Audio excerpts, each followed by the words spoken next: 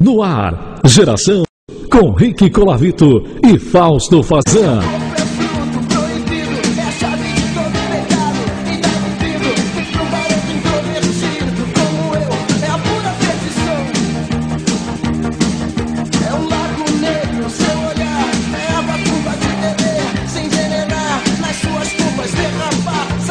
Boa noite, Paulo. Boa noite, Fausto. Boa noite, Rick. Boa noite, ouvintes. Rede Super Sucesso de Rádio, 73 emissora. O rádio é um meio impressionante. Tem aquele cara com o radinho pendurado ali na pilha e tá ouvindo a gente, pessoal passando na estrada, ouvindo aí, ó. Vai na manha que hoje Paulo Ricardo contando os trabalhos novos, mostrando essa carreira bonita que realmente não temos como discutir. Não é o disco que mais vendeu na história do rock. Então pra gente é uma honra. Passou dos 2,5 milhões Rádio Pirata ao vivo, né? Eu acho que o mais interessante, o mais gratificante pra gente, principalmente tendo já se passado esse tempo todo, é que ele continua em catálogo, continua vendendo.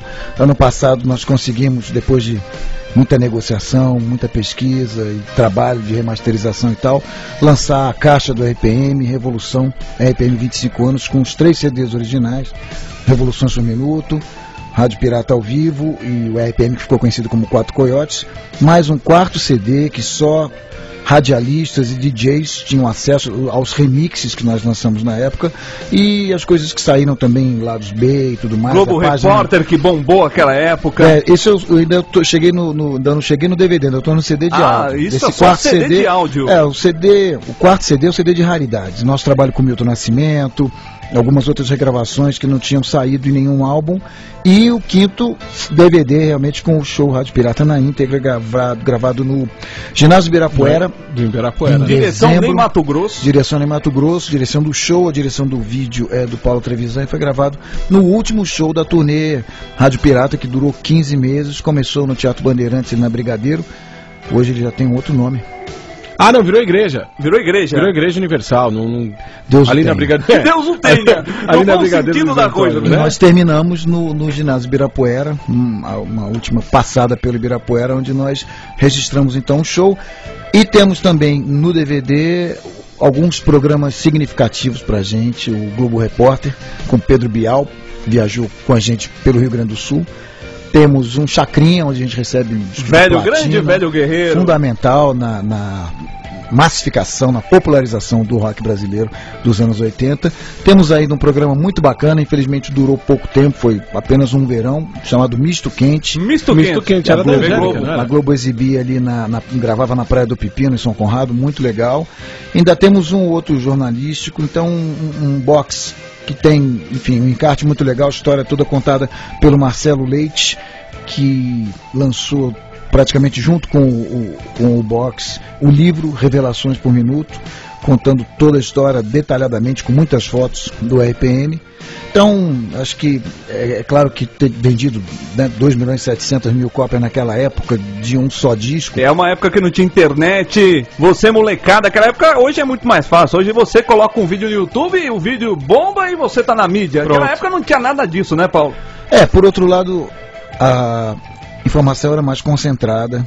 Se você conseguia chegar ali nos canais, nos veículos, você tinha mais chance de atingir mais gente. Hoje a informação é muito pulverizada, a garotada tá no Twitter, tá no Facebook, tá no MySpace, tá no YouTube, e você não necessariamente, rápido, né? Não necessariamente como foi naquela época, são N estações de TV a cabo, você pode ouvir rádios do mundo inteiro pela internet. Então hoje a informação é muito mais pulverizada, e eu acho isso muito saudável para você chegar no público. Você tem mais meios de se chegar, mas ao mesmo tempo eu acredito que quem tem realmente talento, quem tem alguma coisa nova, quem emociona, vai conseguir furar todo tipo de bloqueio e chegar no público. E lenda que você, quando era um adolescente, você era um adolescente fechado.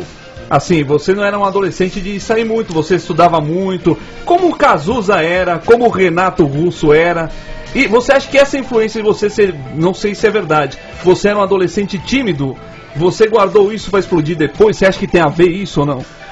Olha, eu acho que a gente se fecha mas eu acho que isso também não é prerrogativa dos tímidos, né? Eu acho que os tímidos têm mais dificuldade de se relacionar, então esses períodos de isolamento, de introspecção são maiores. E naquela época, até pelo fato da minha mãe ser professora, eu consegui entrar um pouquinho antes na escola. Então, ali na adolescência eu tinha uma pequena defasagem da galera, eu estava sempre 1, 2 anos na frente, o que na verdade significava que todos os outros caras, a qualquer momento, por qualquer motivo, me cobriam de porrada, que é um negócio muito desagradável. Quando você é garoto, eu usava óculos, usei óculos até uns 15 anos. Rola até um certo ciúminho da turma, né? Ô, esse cara tira nota boa em tudo, por quê? Né? Ele não passa a cola pra nós? E tínhamos ali aquela espécie de confraria dos malucos que gostavam realmente do rock que estava explodindo na época, nos anos 70, rock progressivo, enfim, todo tipo de vertente muito interessante. Então, eu acho que essa época, até essa experiência um pouco individualista de se ouvir os discos, era praticamente um programa, né? Reuniam-se 2, 3 amigos, iam para casa de algum deles e ficavam ouvindo discos. Assim. Eu me lembro de passar tardes e tardes viajando, ouvindo Dark Side of the Moon, isso com 13, 14 anos, ouvindo aquelas óperas rock, o Tommy, o Emerson Lake and Palmer e tal.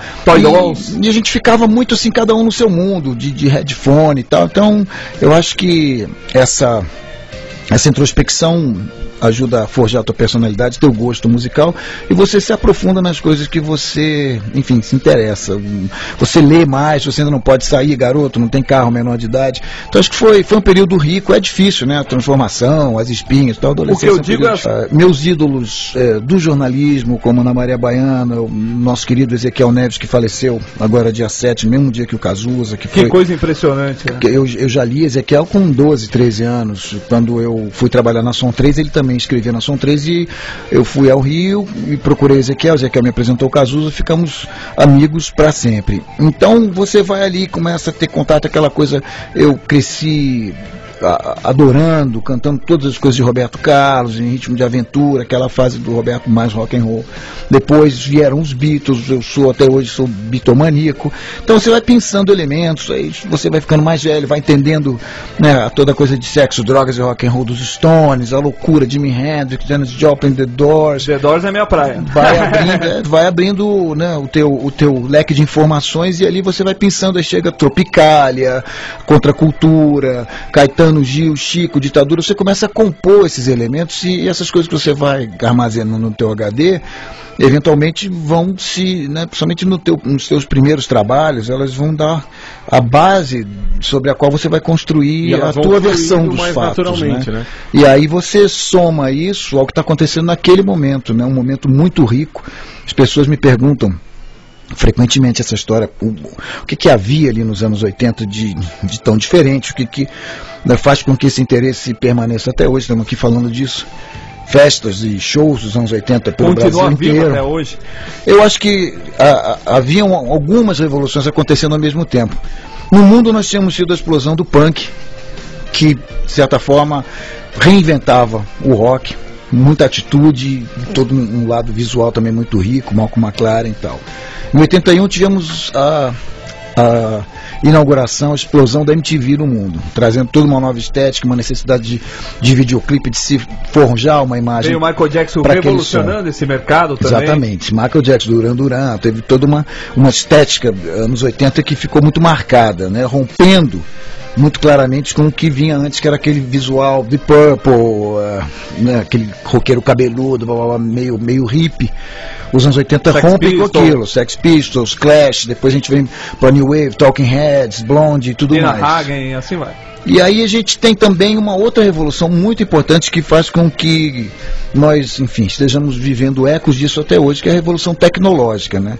Até então o rock era baixo, guitarra e bateria e tudo mais. Ali nos anos 80 os japoneses conseguem sintetizar o sintetizador, né? Quer dizer, fazer um barulho. Quando o Robert Moog inventou o sintetizador, ele deu um protótipo pro Keith Emerson, do Emerson Lake and Palmer, que era uma coisa monstruosa. A gente ficava impressionado com aquilo. Nas fotos parecia uma máquina de PABX, de telefonista, cheia de cabo. E no começo dos anos 80, os japoneses da Holland, da Korg, conseguiram da Cássio, inclusive, conseguiram montar sintetizadores mais baratos, mais fáceis, e isso influenciou muito a sonoridade da época. Então, é marcada por isso, esses sons de claps, de bateria eletrônica. Você acha que Sig Sputnik tem alguma coisa a ver com isso? Totalmente. Eles foram que eles fizeram um punk eletrônico, né? Um negócio meio diferente de tudo que já se viu até hoje. O que houve ali, no caso do Sig Zig particularmente, foram os excessos, né? Então tudo que estava, aquela coisa de quem nunca comeu melado se lambuza. Então era uma peruca gigante, era a coisa toda levada ao extremo. Os caras estavam querendo inovar de alguma forma. Não,